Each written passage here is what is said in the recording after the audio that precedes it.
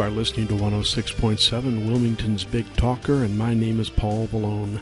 I'd like to welcome you to Guns, Politics, and Freedom, where each Sunday at 5 p.m., as part of the Sunday Night Political Power Block, we give you the ammunition to better defend your gun rights. I'd also like to thank our sponsor, Hyatt Guns, America's largest gun shop. Check them out at hyattguns.com. Now, in case you aren't familiar with me, I direct Grassroots North Carolina, or GRNC, since 1994, our state's most effective gun rights organization.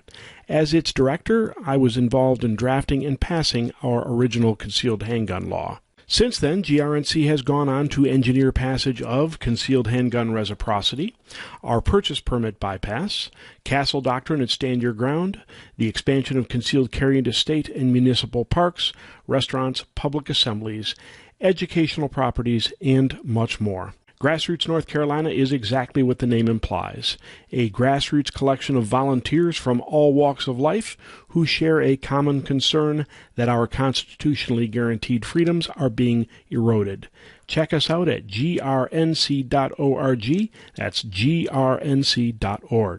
In gun rights news, Senate confirmation hearings for Attorney General nominee William Barr have revealed that while he might respect the Mueller investigation, he certainly doesn't think much of the Second Amendment. Under questioning by Senator Dianne Feinstein, Barr said, and I quote, "I also think we need to push along the ERPOs," that would be extreme risk protection orders, "so that we have these red flag laws to supplement the use of the background check to find out if someone has some mental disturbance."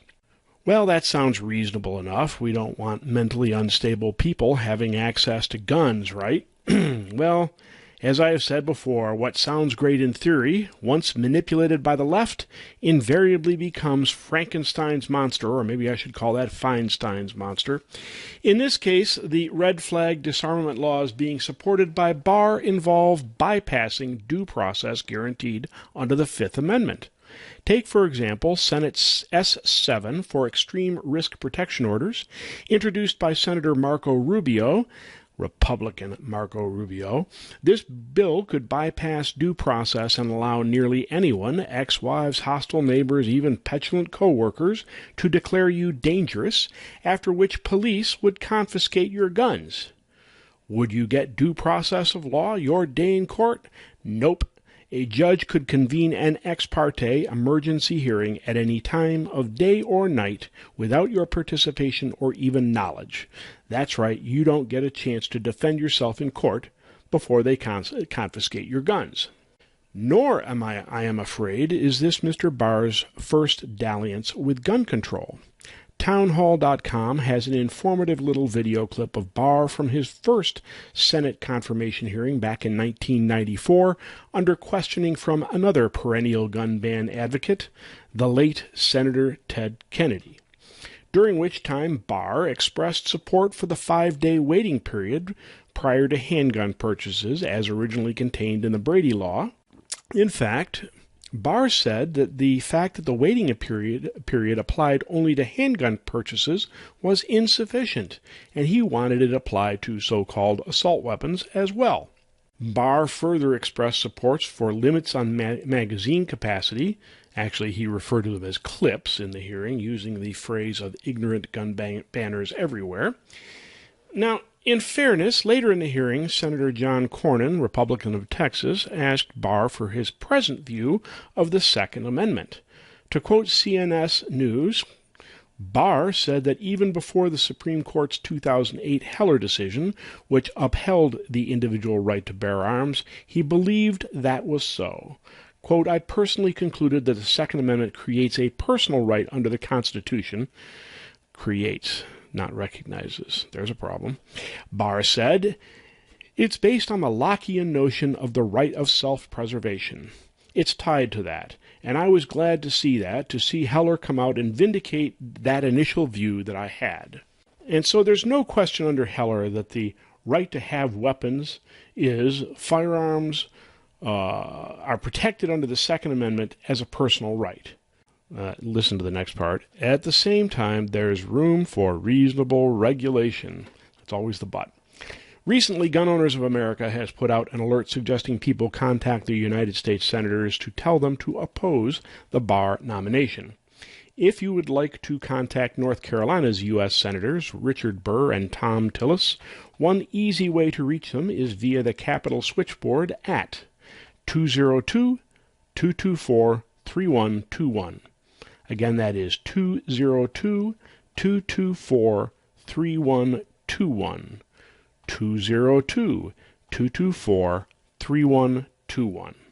Elsewhere, it is encouraging to see one country finally beginning to apply what is truly common-sense gun laws. This just in from Rio de Janeiro, home of the world's highest murder rate, where it seems President Jair Bolsonaro has decreed, that gun laws be loosened in order to allow people to actually defend themselves.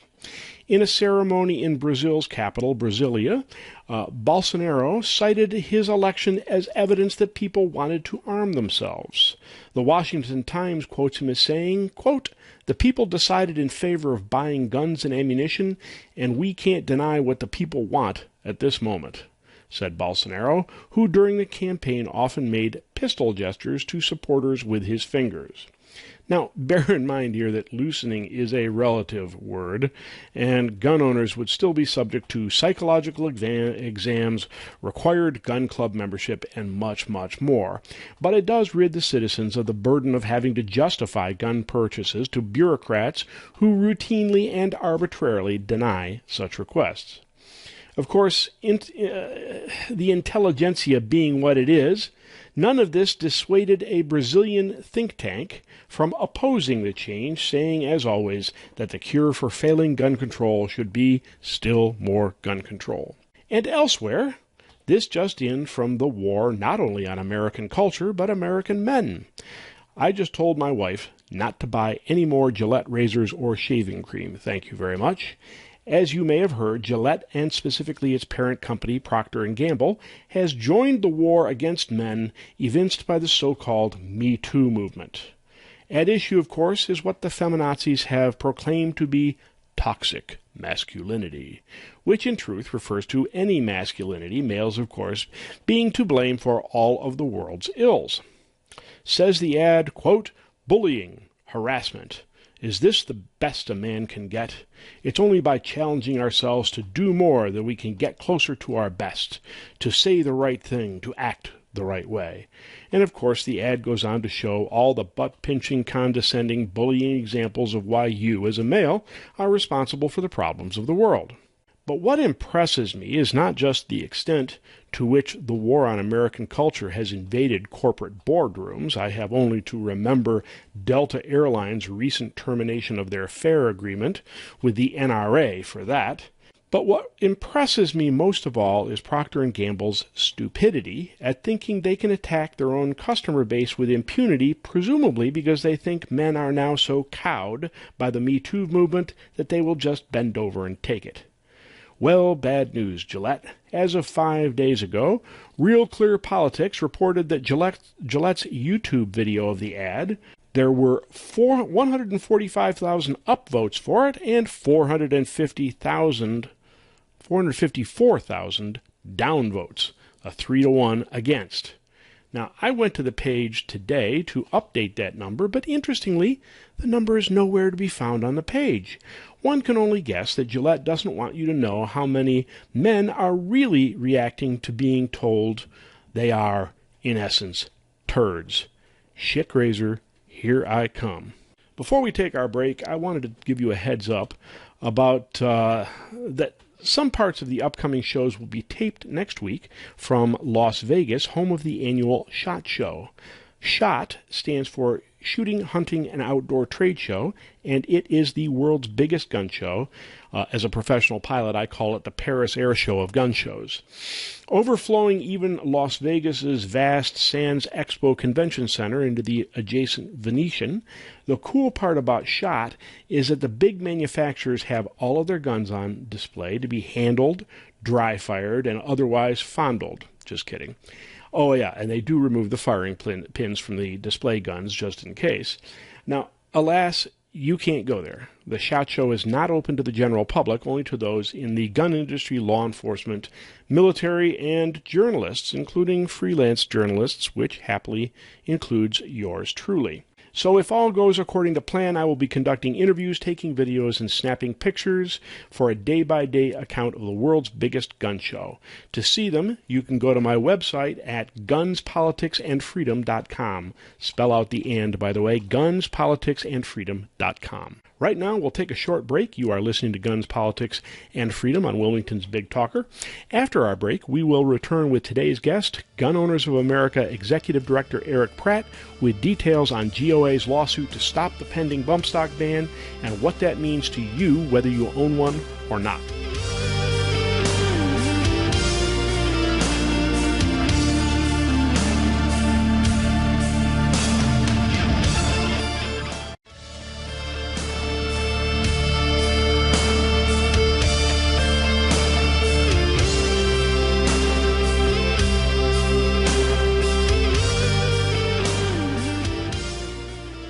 My name is Paul Vallone, and you are listening to Guns, Politics, and Freedom today on Wilmington's Big Talker, 106.7, WilmingtonBigTalker.com.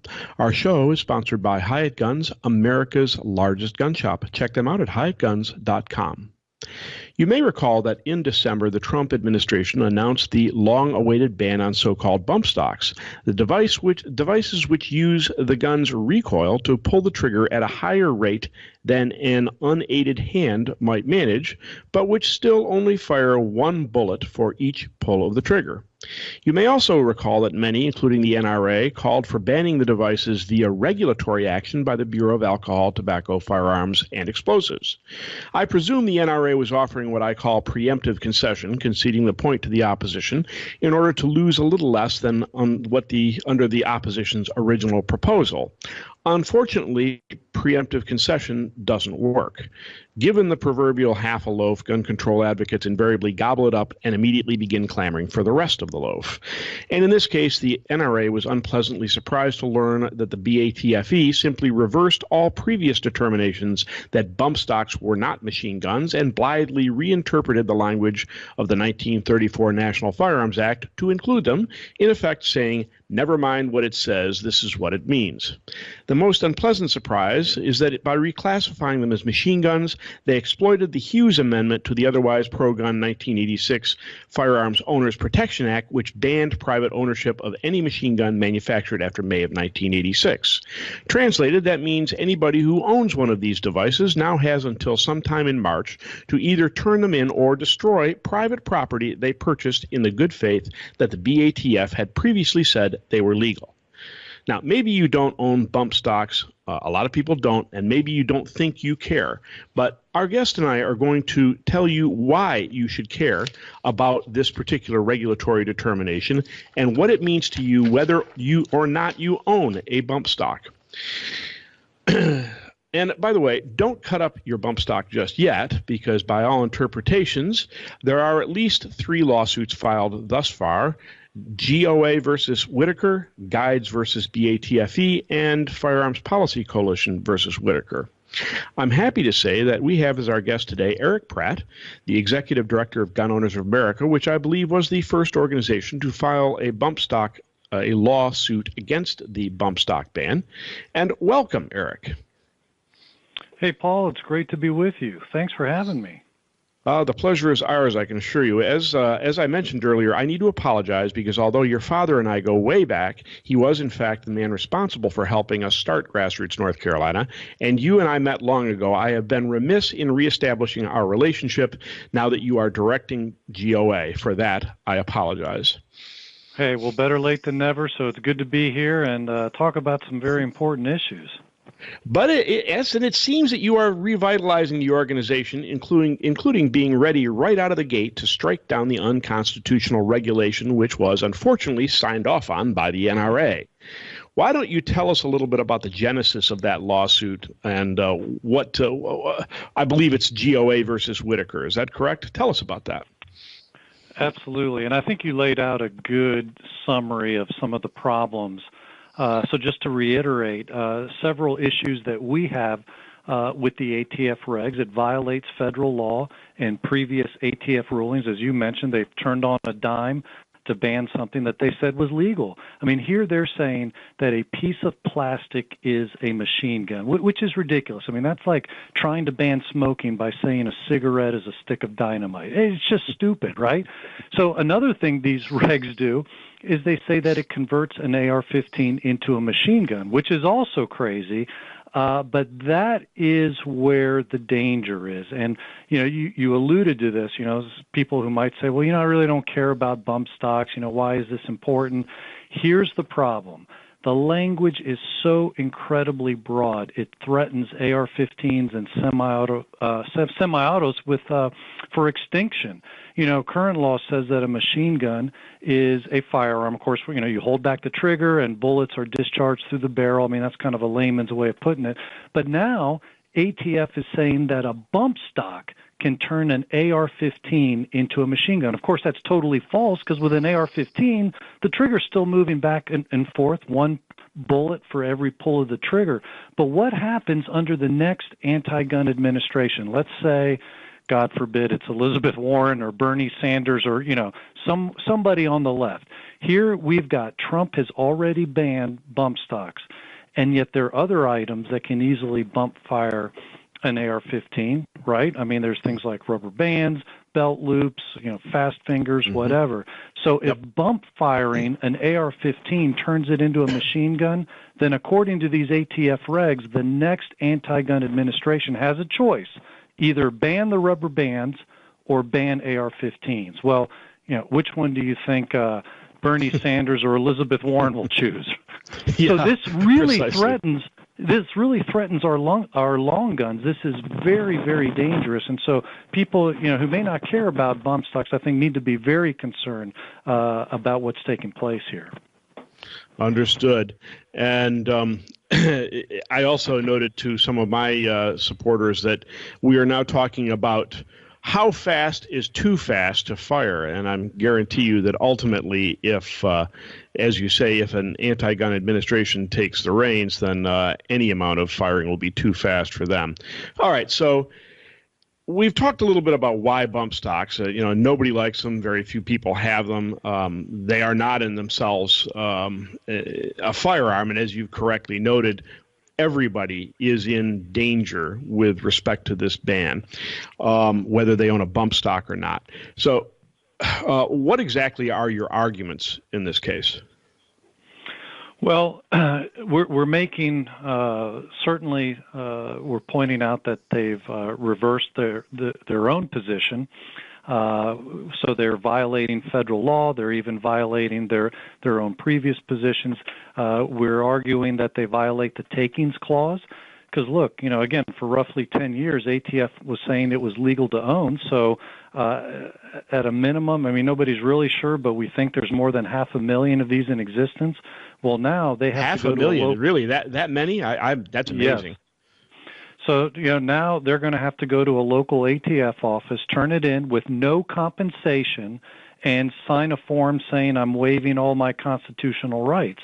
And that's a violation of the takings clause. Even in liberal California, where they've banned magazines larger than 10 rounds, a court stepped in and said you can't do that. You can't ban something that has been previously legal and take them away without any compensation. So, the court put a stay on that. Well, that's exactly what ATF is doing. So, and that's one of our big arguments too, that this violates the protection that we have, a constitutional protection against having our property taken without proper compensation. Now, that would be our rights under the Fifth Amendment in the taking of property without due process of law. Is that right? That's exactly right. That's right. That's a Fifth Amendment argument. Yeah. And this, by the way, is something that I've discussed with Attorney John Pierce out of your own Virginia, as a matter of fact. Namely that, in other countries, in Australia, for example, they at least put a fig leaf on this thing by having a buyback. But in this particular case, they're essentially saying you have to turn them in or disable them. And if you turn them in, by the way, you have to schedule an appointment to forfeit your rights. And essentially you turn them in without any kind of even fig leaf of compensating you for the loss of property that you purchased under the understanding from the BATF that it was legal to own these things. Would that be a fair statement? Oh, that's absolutely a fair statement. It's incredible that the breadth that these regs are taking, and the direction that they're going in taking away our property, a horrendous abuse of power. And so what we're doing with our case is we're asking for a preliminary injunction, which would actually stay the enforcement of the ban. Okay. Have the court tell the ATF, you cannot enforce this ban until we finish litigating this case. And here's the reason why. I mean, this case could take a couple of years or so, or more.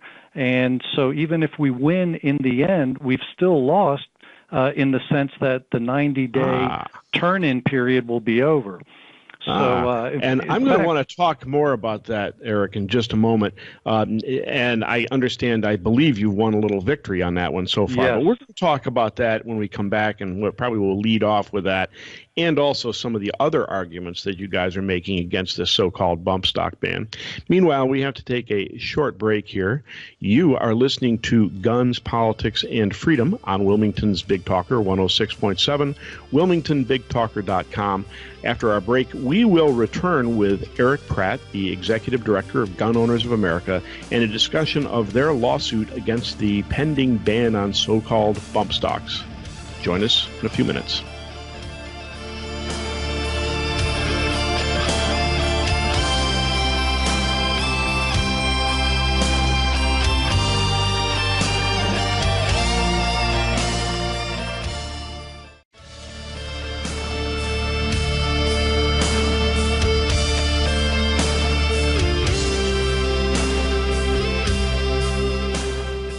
My name is Paul Vallone. You are listening to Guns, Politics, and Freedom today on Wilmington's Big Talker 106.7, WilmingtonBigTalker.com.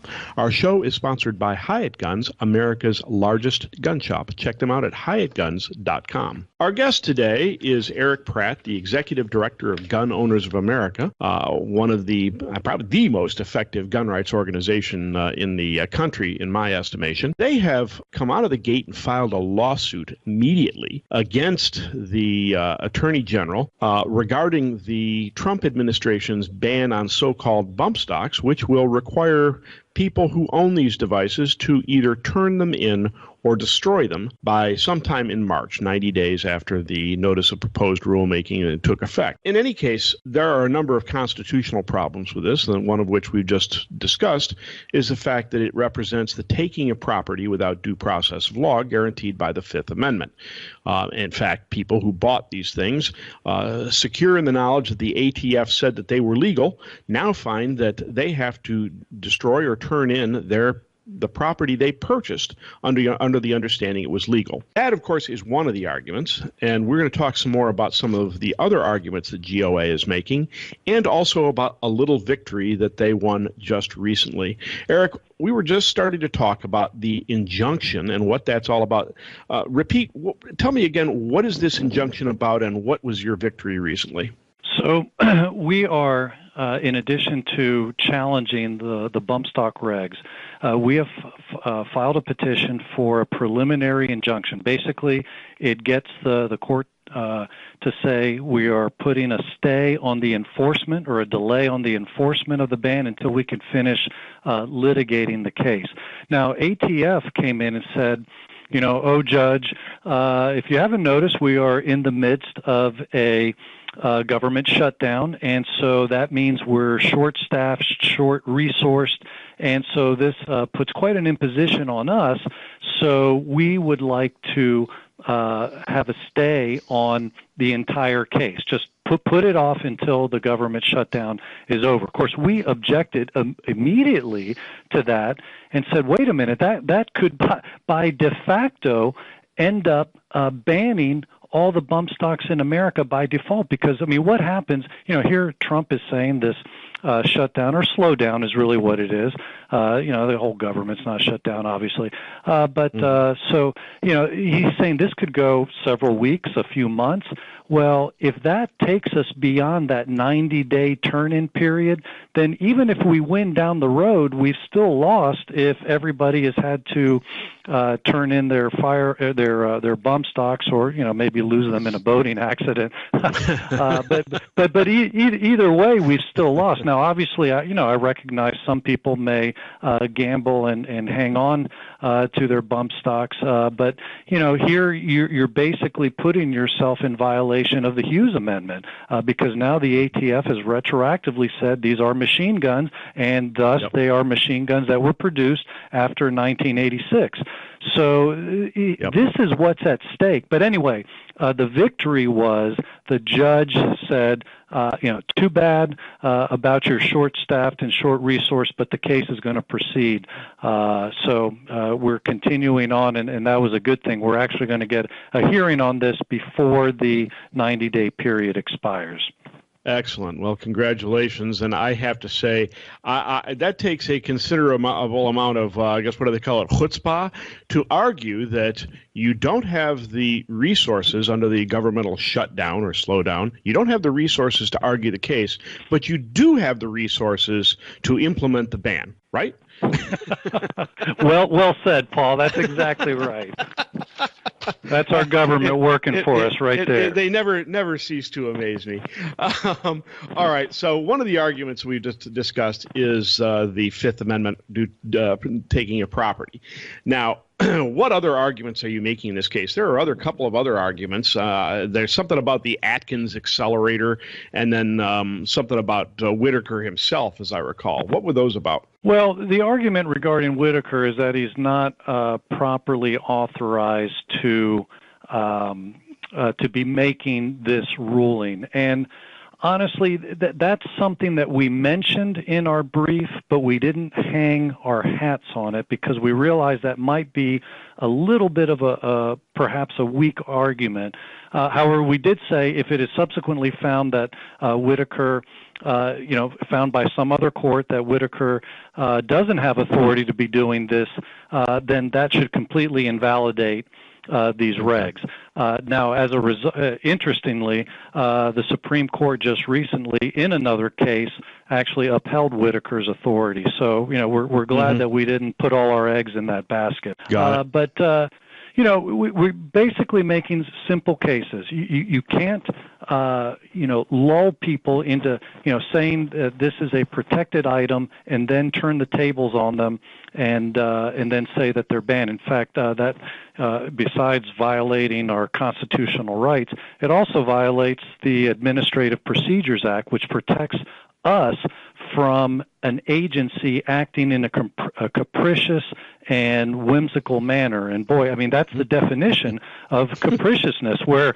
you just turn on a dime, one day it's legal and then the next day it's not. And so we think we have a pretty strong case. In fact, the fact that we have this case in Michigan, in the Sixth Circuit Court of Appeals. I was going to ask you about that. Why Michigan? Thank you for bringing that up. The reason is, of all the districts in the country, this one has the reputation of being very pro-gun and very resistant to agencies acting outside of their authority. So, anytime you're dealing with the courts, obviously it can be a bit of a gamble because you're dealing with people who are unelected, who are there for life. And so, if anybody doesn't think politics doesn't enter into this, they've got another thing coming, right? So it's very important that this be in a jurisdiction where we could potentially be winning all the way up the ladder.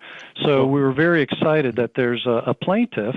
We have a GOA member who was very upset about these regulations. He lives in Western Michigan, and so he became our lead plaintiff in the case. Nice. And I appreciate exactly what you're doing. As I've often said, people often tell me, well, why don't you just sue over this? Well, because I consider legal action to be the last in the layers of activist tools, if you will. I start with economic action against corporations, if possible, because that's the easiest and cheapest. Then legislative action. action to change laws, and legal action is my last resort because, as you correctly noted, the outcome is often very uncertain, as we discovered when we sued over an illegal ban on concealed carry at our own state fair, and Judge Donald Stevens in Superior Court actually took the case in order to slam us, and then in his decision said, I don't think concealed carry in the state fair is a good idea, and if I can find a way to interpret the law to prohibit it, I will. How's that for judicial activism? Yeah, see, not only is it uncertain, like you were saying, and expensive, you run into that where there's nothing you can do. If a politician said that, you can work to get him defeated at the polls. Mm-hmm. And then think about this, Paul. On the reverse side, let's say you win, the legislature can still come in this case the Congress, could still come in later and say, you know what, we're going to ban them anyway. And so that's mm-hmm. why, the courts, yes, it is one avenue that we have to be active in. We can't ignore it. But at the same time, it's far more important, and I know your organization in North Carolina is doing this. You guys get this. The grassroots lobbying, people contacting their elected officials and letting them know, if you support this ban or this restriction, I will remember in November. That is extremely important, and that actually does carry a lot of weight, whereas if you said that to a judge, you could almost be in contempt of court, right? So, yeah. Yeah, really. And you guys actually taught us the initial rudiments of that grassroots mobilization and those tactics, for which we thank you. Now, tell us, GOA and Gun Owners Foundation, how can people support this thing, and where can they go to help support this cause? Well, absolutely. We've people could either go to our foundation site or just go to Gun Owners of America, and probably do everything we're going to talk about here. It's probably just easiest to go there at gunowners.org. And gunowners.org, okay. Mm-hmm. I would encourage people to sign up for our free email alerts, because we'll be talking about this case, letting them know what's happening, also the attacks, the threats that are coming down the pike in Congress. There's a place to contribute there, and that will help support the case. This case is being brought by Gun Owners of America and Gun Owners Foundation. So people can help partner with us by going either route. But we definitely covet having you get on the email list, because the more people that we're representing, the louder voice we have in Congress. Got it. So gunowners.org, sign up for alerts and help them with the cause. They are the most effective, Gun Owners of America is the most effective organization in the country. Meanwhile, thank you very much, Eric, for joining us. We appreciate that. You're very welcome, Paul. Thank you. Folks, you are listening to Guns, Politics, and Freedom on Wilmington's Big Talker. We will take a short break, after which we will return with still more critical information enabling you to better defend your gun rights.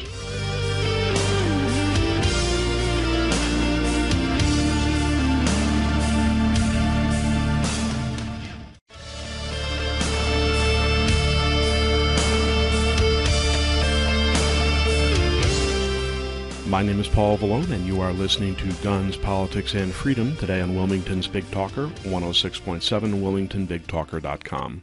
Our show is sponsored by Hyatt Guns, America's largest gun shop. Check them out at HyattGuns.com. I recently read an op-ed in the Daily Signal about S-66, Senate Bill 66, Senator Dianne Feinstein's recently introduced ban on semi-automatic firearms. In some ways, the bill resembles the now expired 1994 ban on semi-automatic firearms. But in truth, it is far more draconian, because in addition to banning something like 200 firearms by name, it bans guns with one, count 'em, one or more of the left's vilified features. That is, one feature versus two which the original ban contained. Then, of course, it goes on to list all those nasty features you have come to expect: pistol grips, flash suppressors, collapsible stocks, detachable magazines, and bayonet mounts. I don't know if you know anybody that's been subjected to a drive-by bayoneting. I don't. And it bans magazines capable of holding more than 10 rounds, neatly diminishing your ability to protect yourself using a firearm. And although I won't get into the specifics of the bill, suffice to say that by design it bans a lot more guns than it claims to. But anyways, the op-ed, writing in the Daily Signal, Heritage Foundation policy analyst Amy Swearer wrote something entitled Feinstein's Scattershot Anti-Gun Bill Badly Misses the Mark.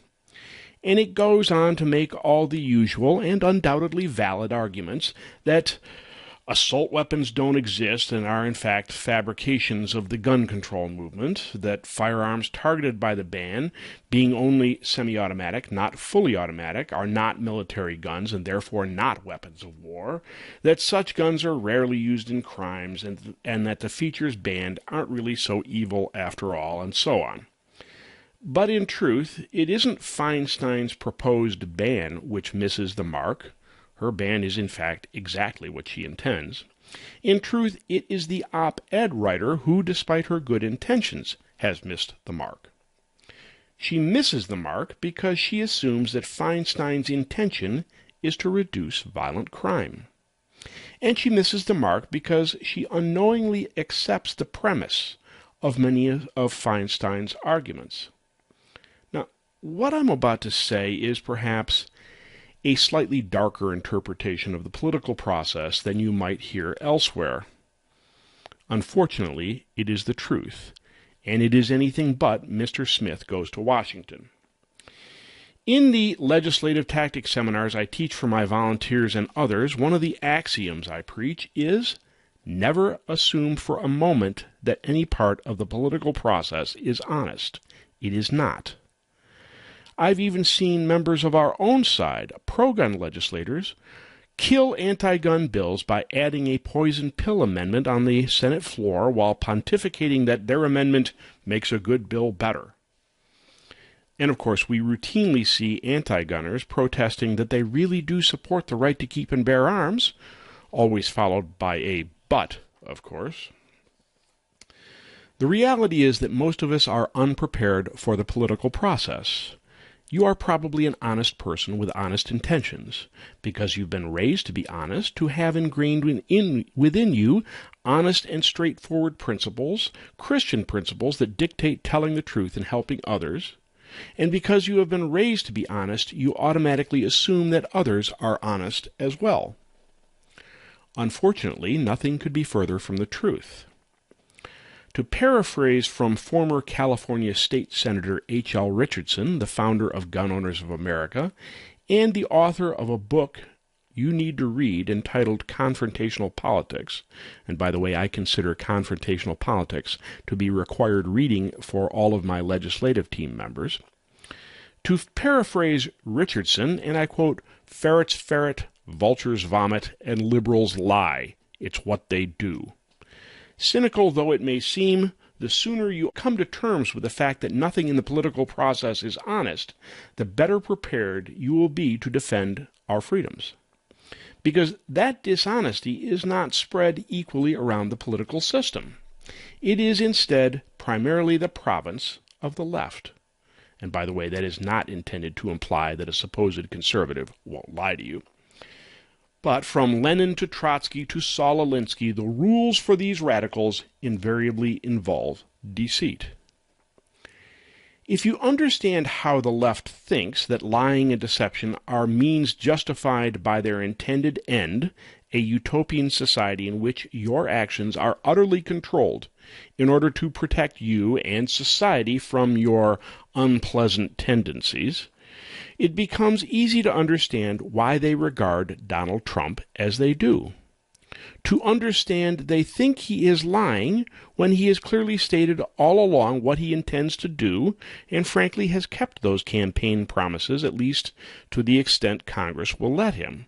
To understand why they think he must be colluding with the Russians. Ironically, compulsive liars though the leftists may be, on this they are telling the unvarnished truth. It is in fact what they believe. They believe that Trump is lying to them because in his position, that is precisely what they would do. It is, for example, exactly what Barack Obama did when he promised of socialized medicine, quote, "If you like your doctor, you can keep your doctor." And in the time-honored tradition of socialists, nay communists everywhere, they are engaging in what a psychologist would call projection, a defense mechanism in which the human ego defends itself against unconscious impulses or qualities by denying their existence in themselves while attributing them to others. And that is why no rational argument will ever convince a leftist of the error of their ways. They are fundamentally dishonest and presume you must be too. Moreover, in debating leftists, I want you to remember these words: reject the premise. For example, in the op-ed I mentioned above about the semi-auto ban, the writer says, gun violence is a serious problem. That means she accepts the premise that gun violence is the problem we need to address. But that means she has accepted her opposition's underlying argument that guns are a menace and need to be somehow restricted. As I say in every debate over gun violence, I reject that phrase. Using the phrase gun violence implies that death by gun is somehow worse than death by knife, by baseball bat, or improvised explosive device. Death is death. If they were truly interested in making the world safer, they would be working to reduce violence of all types. The fact that they are focusing only on guns tells me simply that they want to ban guns, and that tells me all we need to know about their motivations. No, this doesn't mean our political process is broken, and it certainly doesn't mean we need reform by eliminating the Electoral College, for example, or by enacting term limits for Congress. This is the nature of politics, and it has been so long before the founding of our republic. As a matter of fact, Niccolo Machiavelli was the father of power politics and documenting it, which is why I use his phrase, armatissimi e liberissimi, most armed, most free, as the credo for grassroots North Carolina. Political science is the science of who rules whom, and politics is inherently dirty business because human interest is invariably self-interest. What makes our political system uniquely suited to individual freedom is that it acknowledges human motivation and creates a balance of power to prevent any single entity from pursuing its naked self-interest. In other words, our political system is dirty and flawed, but still happens to be the best yet devised by man. Remember that the next time some leftist tells you our political system is broken and needs reform, because what they are really saying is, I'm a better person than you are. Give me more power. Now, as a devout caffeine addict, I have some interesting coffee mugs. I have one in particular I enjoy. I picked it up years back when I took my sons to the International Spy Museum in Washington. On one side, of course, it has the logo for the International Spy Museum, but on the other it has a large black rectangle filled with what appear to be random letters. An interesting thing happens when you fill the mug with hot coffee. The black rectangle and most of the letters fade, leaving behind only a few letters which spell, all is not what it seems. So the next time some crusading do-gooder pushes gun legislation with the stated intention to keep people safe, I want you to remember that coffee mug. My name is Paul Vallone. You are listening to Guns, Politics, and Freedom on Wilmington's Big Talker, where each Sunday at 5 p.m. as part of the Sunday Night Political Power Block, we give you the ammunition to better defend your gun rights. Check out our sponsor, Hyatt Guns, America's largest gun shop at hyattguns.com. I encourage you to check out my website at gunspoliticsandfreedom.com, spell out that and, where you can find both my writings and earlier editions of the show. See you next Sunday at 5.